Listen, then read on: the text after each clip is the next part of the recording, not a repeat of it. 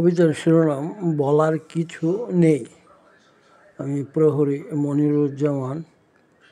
দুনিয়ায় আপন হয় না কেউ, সুযোগ পেলে কাছের মানুষ কখন দিবে দোষ, অপমানে গলায় ধরবে সেও।